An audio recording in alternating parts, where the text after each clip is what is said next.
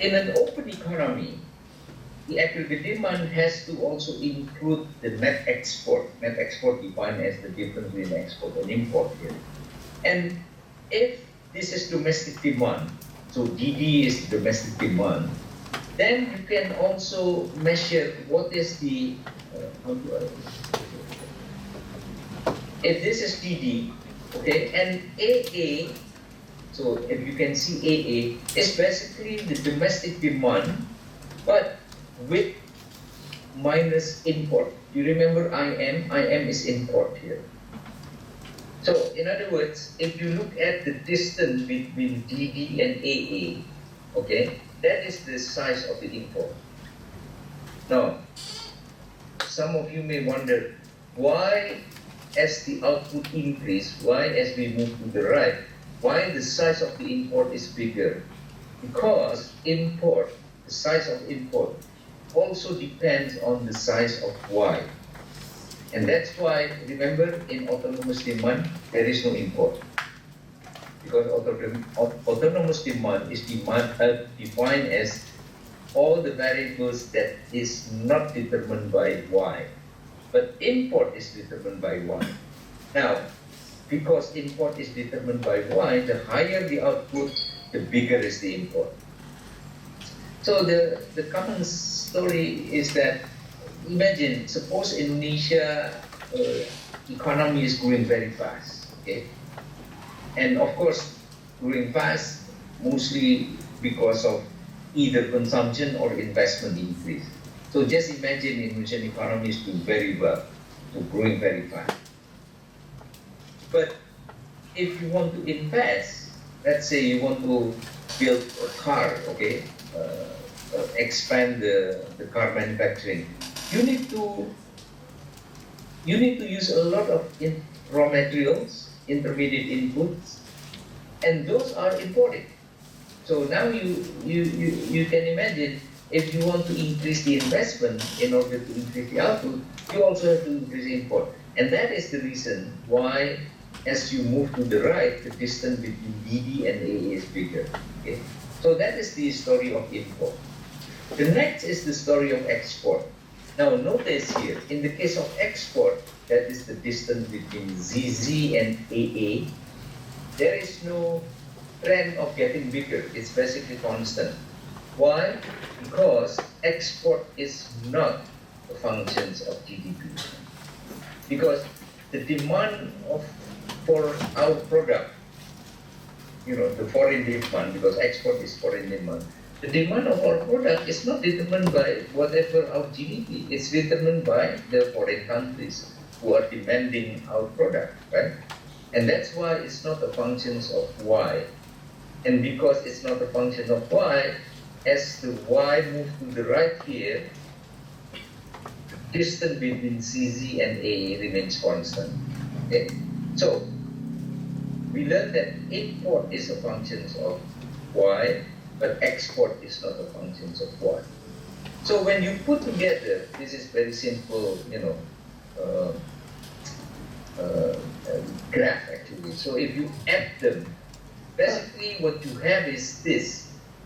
Question, sir? Okay, please. I saw your hand. Yeah. I'm sorry, I'm quite lost here. So DD is the domestic demand, and what is AA? Domestic demand, correct.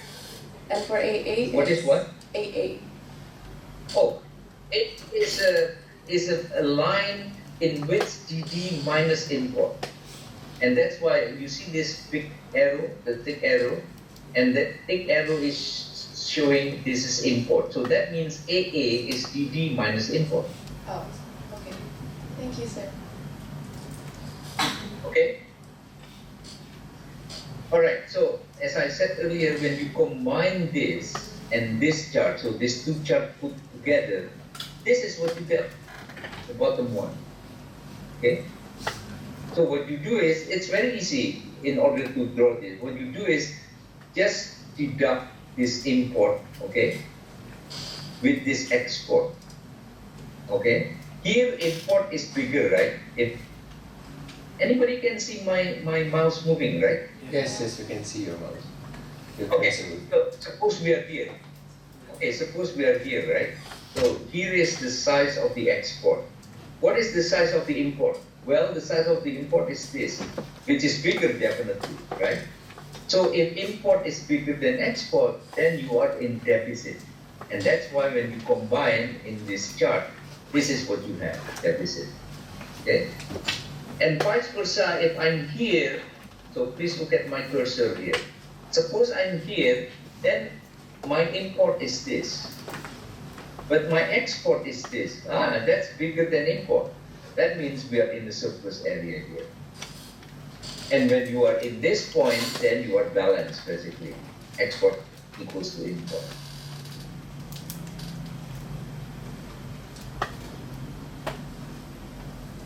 You got it?